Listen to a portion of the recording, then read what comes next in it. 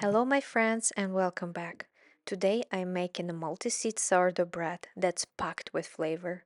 I like trying different sourdough recipes and exploring new methods, so in this video I will share a slightly different approach. If you're a beginner, click on the top right corner to check out my easy sourdough recipe. It's simple and reliable. This recipe is a bit more involved, but the result is pretty good.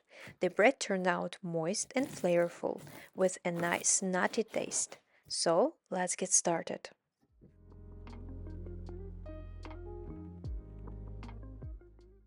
The night before baking, you will need to prepare your starter to make sure it's nice and strong.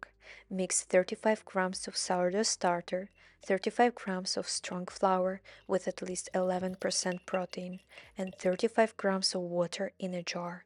Stir it well, cover loosely, and let it ferment overnight in a warm place, around 75 to 80 degrees Fahrenheit, until it's bubbly and peaked. The next morning, it's time to prepare the dough. In a large bowl, mix 30 grams of whole wheat flour and 370 grams of bread flour with 310 grams of water. Mix it well. I start with a wooden spoon and then knead by hand to make sure there is no dry flour left. Once combined, cover the bowl and let it rest at least 1 hour. This step is called Autolyse and helps the flour hydrate and develop the gluten.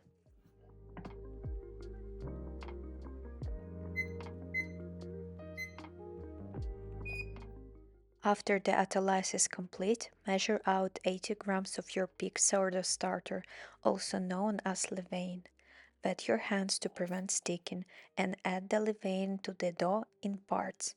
Gently mix it in by folding and pinching the dough until it's fully incorporated. Once the dough is smooth, shape it into a round, cover it, and let it rest for 15 minutes.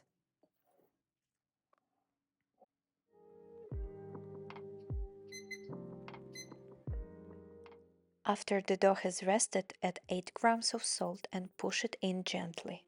Then add 1 teaspoon of water and mix everything together thoroughly. I like to pinch and fold the dough to make sure the salt is evenly distributed. Keep kneading until no longer feel the salt in your hands. This means it has dissolved completely. Once it's smooth and well combined, wet your hands and perform a few coil folds to build strength in the dough. To do a coil fold, gently lift the dough from the middle, allowing it to stretch, then fold it under itself as you place it back into the bowl. Rotate the bowl and repeat this process until the dough starts to hold its shape better.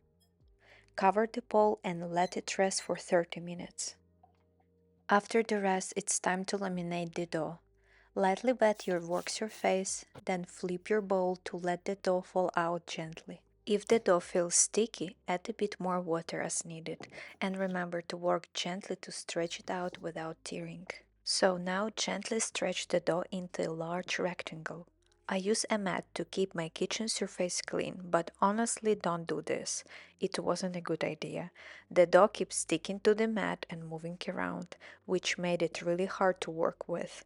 It's much better to just work directly on your kitchen surface. Now you can sprinkle any seeds you like. I'm using a mix of chia seeds, flax seeds, hemp hearts, sesame seeds, and anise. This combination is incredible and so flavorful, but feel free to use any seeds or herbs you prefer. Now fold the dough. Start by gently lifting one side and folding it over toward the center. Sprinkle a generous amount of seeds on top, then lift the opposite side and fold it over the first fold, adding more seeds as you go. To complete the folding process, start by gently lifting one edge of the dough and folding it toward the center. Then take the same edge and fold it over again toward the center, creating layers. Continue folding in this way. At the end, lift the dough and fold it inward to create a loose round shape. Place the dough back into the bowl, cover it and let it rest for 30 minutes in a warm place. I like to use my toaster oven set to the proofing mode for this step. After the rest, you will need to do 3 or 4 rounds of coil folds, letting the dough rest for 1 hour between each round. Wet your hands to prevent sticking, then gently lift the dough from the center, allowing it to stretch slightly. Fold it under itself and place it back into the bowl. Rotate the bowl and repeat the process a few more times until the dough starts to feel stronger and holds its shape. Cover the bowl and let it rest after each round. I did only 3 rounds of coil folds, but I think I should have done 4 rounds because in my kitchen it's pretty cold, so the dough is very slow to rise. An extra round would give the dough more time to grow and develop. To know if your dough is ready, check for bubbles on the surface and ensure the size has doubled. So after the last fold, let your dough rest again for 1 hour, and now it's time to shape the dough.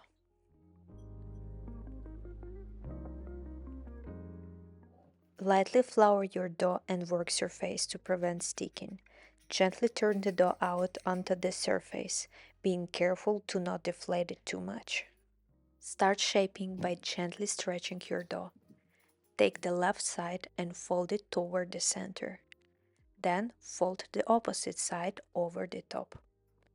Next, begin rolling the dough from the bottom upward, tucking it in as you go. Once rolled, seal the sides gently and place it seam side up into a well-floured bonneton basket.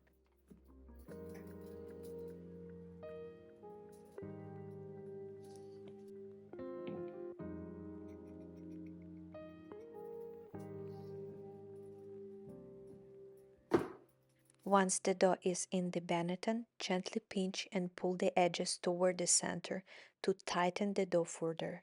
This creates more tension on the surface, helping the dough maintain its shape during proofing and baking. Once tightened, lightly dust the top with flour and cover it for the final proof. Now let the dough rest at room temperature for 1 hour. Then transfer it to the refrigerator for an overnight cold proof for at least 10 hours. The next day, preheat your oven to 500 degrees Fahrenheit with a Dutch oven inside to heat up. And if you happen to spot my slippers in the video, well, that's just a bonus. I know, they are pretty cool. Once the oven is preheated, carefully take the dough out of the refrigerator and turn it out onto a piece of parchment paper. Sprinkle the dough with whole wheat flour, then use a sharp blade or lame to score the top. This helps control how it expands while baking. You can get creative with your design or keep it simple. Now let's cut the ear. Make a deep angle slash along one side of the dough. Then slightly slash it again just beneath the first cut. Finally, gently slash under the skin of the dough to help create a well-defined ear as it bakes. After that, carefully remove the preheated Dutch oven from the oven. Place the dough along with the parchment paper into the Dutch oven. Be sure to handle it carefully, as the Dutch oven is extremely hot.